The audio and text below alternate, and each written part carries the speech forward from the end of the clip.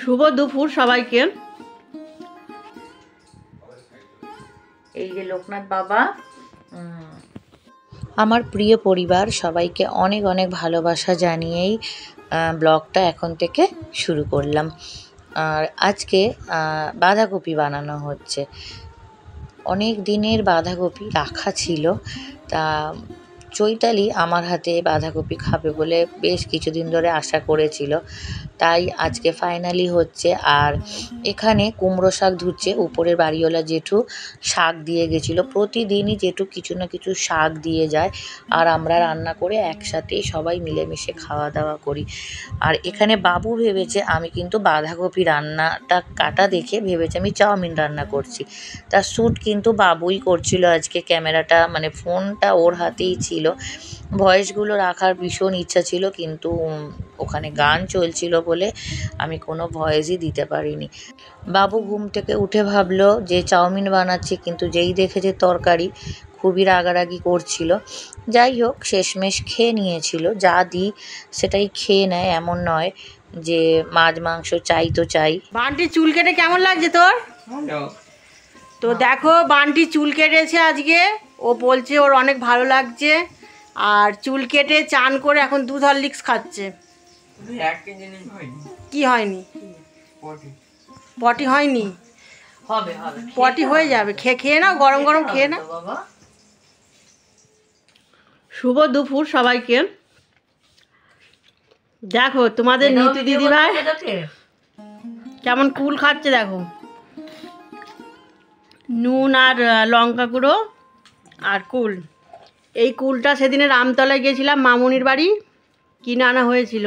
এটা না টক না মিষ্টি, কারণ বেশি টক কুল আবার ভালো লাগে না খেতে। এটা ভালো লাগে। এটাকে বলে বোম্বাই কুল। হ্যাঁ, এই বোম্বাই কুলের অনেক স্মৃতি আছে আমার, তাই এই কুলটা আমার ভালো লাগে খেতে। আর কার কার ভালো লাগে বলো। তো এই যে আমিও খাচ্ছি। ওর আবার বেশি টক কুল পছন্দ, তাই তো? দারুণ খেতে লাগছে। কি হয়, সোমবার এনেছি, আজকে বুধবার এই কুলটা খাচ্ছি। আর একজন খেলনা নিয়ে বসেছে। বার্থডে একটু দেখো উপর দিকে। অনেক অনেক শুভেচ্ছা জানাই সবাইকে। আর তোমাদের যেদিন দক্ষিণেশ্বরের ভিডিওটা পোস্ট করেছিলাম, আমি বলেছিলাম যে যে দোকানটায় গিয়েছিলাম ওই দোকানটায় 4-5 বছর আগে তোমাদের দাদা ভাইয়ের সাথে গিয়েছিলাম। ওখান থেকে আমাদের বাড়ির গোপালটা আনা হয়েছিল। তা চৈতালিকে বললাম যে চল, কেউ তো আসেনি, তা আমরা ওখান থেকে একটু ঘুরে আসি। তা যেটার কারণে গিয়েছিলাম ওটা তোমাদের দাদা ভাইয়ের কাছে আমি আবদার করেছিলাম যে এই রকমভাবে এবার পুরো সিংহাসনটা সাজাবো। তা আমাদের মন্দিরে পুজো দিতে নেই, তোমরা জানো। তা ব্যবসার প্রথম যেটা আমি আর্ন করেছিলাম তুলে রেখেছিলাম, আর ইউটিউব থেকেও যেটা পেয়েছিলাম সেখান থেকে নিজেকে আমি উপহার কিছুই দিইনি, কিন্তু বাড়ির বাচ্চা বা চৈতালিকে এদের ছোট ছোট কিছু উপহার দিয়েছিলাম। কিন্তু তার আগে কিছুটা আমি আর্ন করা থেকে তুলে রেখেছিলাম। তা সেই দুটো থেকেই নিজেকে বলতে পারো উপহার দিয়েছি। এই যে লোকনাথ বাবা। এরকম আমি পরপর অনেকগুলো তোমাদের দাদা ভাইয়ের কাছে আবদার করেছিলাম। সাই বাবা, লোকনাথ বাবা, ভোলানাথ, বজরং বলি। তা দুটো আনতে পেরেছি।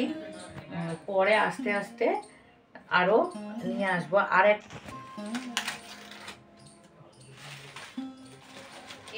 একটা নিয়ে এসেছি। এটা জানি না কতটা বুঝতে পারছো। তা এইভাবেই দাদা ভাইয়ের সাথে আমার কথা হয়েছিল যে বজরং বলি এইভাবেই বসে আশীর্বাদ করছে, এরকমই আমরা আনবো। তা সেই মতন দুটো আনার চেষ্টা করেছি। এই যে কিরকম হয়েছে বলো। ইচ্ছা আছে নিজেরাই বাড়িতে দুধ গঙ্গা জল যেরকম হয় ওরম ভাবে করবো। আর পরে 1 বছর পর পুজো করব। এবার আমার এই দুই ভগবান কিভাবে পুজো নিতে চায় সেটা এনাদের ওপরই ছেড়ে দিলাম। তোমাদের কিরকম লাগলো জানিও, বা এটা করে কি আমি ঠিক করলাম, এই সময়কে এটা আনলাম। কিন্তু আমার মন চেয়েছিল যে আমি এনাদের আনি। চলো, আর আনা হয়েছে এটা কৌটো দুটো নিয়েছিলাম ঠাকুরেরই জন্য, একটা ঠাকুরের খাবার রাখছি আর একটাও রেখে দিয়েছি ঠাকুরেরই কিছু রাখার জন্য। এই হলো আমার নিজেকে দেওয়া উপহার। চলো আবার পরে আসবো। শুভ সন্ধ্যা সবাইকে আমার তরফ থেকে অনেক অনেক ভালোবাসা জানাই।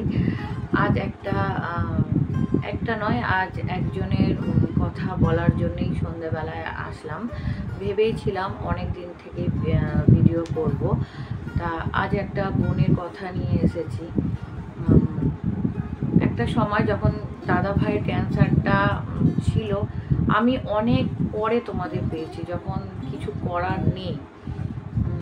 প্রথম দিকে সত্যিই আমি সবাইকে চিনতাম না, সবাই আমায় চিনতো না, তা কিছু জানতামও না। তা একটা বোন আমাকে আগেও কমেন্ট করতো, সেই সময় দেখো তোমরা হয়তো অনেকে ভাববে নিতুদি আমাদের নাম বলে না, কিন্তু যেই সময় দাদা ভাইয়ের প্রসেসিংটা চলছিল, চলে গেল, অনেক অনেক মানুষ এসেছো, তোমরা অনেকের পরিবার থেকে এসেছো। আমি অনেককে ভুলেও গেছি, কারণ ওই সময় মনে রাখার কথাও না, কিন্তু অনেকের আবার যারা রয়ে গেছো তাদেরকে এখন ভালো মতন আমি তাদের সঙ্গে যোগাযোগ করে মানে কথা হয়।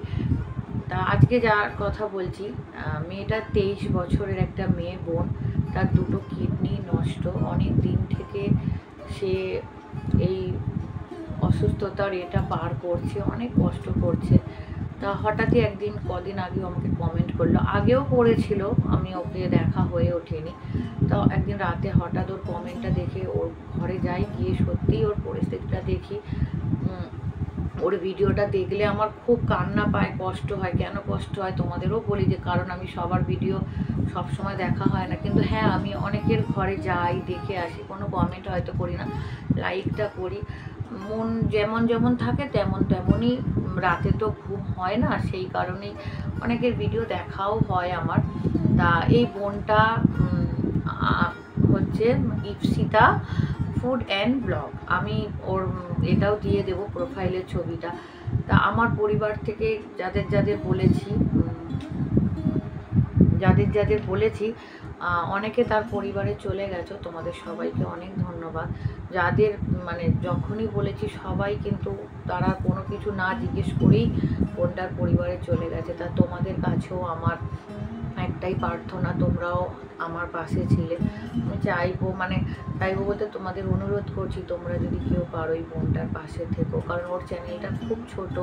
আমি পার্সোনালি কিন্তু বোনটাকে চিনি না, আমি সত্যি কথা বলছি। আমি জাস্ট 3-4 দিন আগেই বোনটার কাছে গেছি, পার্সোনালি আমি চিনি না, কিন্তু ওর ভিডিও দেখলে আমার খুব কষ্ট হয়, দেখতে পারি না, কিন্তু তবু আমি চালিয়ে করে দিই। কেন কষ্ট হয় বলে দিচ্ছি। কষ্ট হয় একটাই কারণে, যে আমার দাদা ভাইয়ের যে জিনিসগুলো সেমই তো, মানে দুটো কিডনি ফেল, ডায়ালিসিস চলে, আর কেমোথেরাপি প্রসেসিংটা অনেকটা একই রকম, যার জন্য আমার ওই পুরনো স্মৃতিগুলো মনে পড়ে যায়। হয়তো তোমরা আমার হাসি খুশি ভিডিও দেখছো, কিন্তু আমার অন্তরের কষ্টটা সেটা একমাত্র আমিই জানি। রাতে এখনও গুমড়ে গুমড়ে কাঁদা, এগুলো কিন্তু একমাত্র আমিই ফেস করি, সেগুলো তোমাদের কাছে নিয়ে আসি না, এটা সম্পূর্ণটা আমার পার্সোনাল। তা তোমাদের কাছে কথাই দিয়েছিলাম যে আমার হাসিটুকুই নিয়ে আসবো। তা আমার এতটুকুই অনুরোধ, যে এই বোনটার পাশে তোমরা যদি থাকো খুব ভালো হয়, তাহলে ভিডিও দেখে অন্তত আমরা কিছু সাপোর্ট করতে পারি। আর আরও একটা কথা বলি, আমি কোনো অর্থ দিয়ে বোনটাকে এই মুহূর্তে সাহায্য করতে পারছি না, কারণ আমার নিজেরই কোনো স্থায়ী ব্যবস্থা নেই, নিজেরই কোনো কাজ করছি কোনো রকমেই চলছে বলতে পারো। মানে যারা আমার সাথে পার্সোনালি যোগাযোগ করো তারা সবটাই জানে যে আমি কিভাবে সংসারটা চালাচ্ছি, তাই জন্য অর্থ দিয়ে কিছু সাহায্য আমি করতে পারছি না। কিন্তু হ্যাঁ, আমি বোনটাকে কথা দিয়েছি যে আমি তোমার পাশে এইভাবেই থাকবো, ভিডিও দেখবো, বা আরও সবাইকে তোমার কথা বলবো। তাই এতটুকুই বোন, তুমি ভালো থেকো, সুস্থ থেকো, আর সবাইকে অনুরোধ করবো যদি বোনটার পাশে একটু থাকো। আর আগামী দিনে আমি আরও কিছু ঘটনা, দাদাভাই থাকাকালীন কিছু এমন মানুষের ঘটনা আমি নিয়ে আসবো। আজকে বোনটার জন্যই সন্ধ্যাবেলায় আমি এই ভিডিওটা করলাম তোমাদের কাছে। আর আমার ভিডিও যদি তোমাদের ভালো লেগে থাকে তাহলে একটা লাইক করো, একটা শেয়ার করো, আর আমার পাশে এইভাবেই থেকো তোমরা।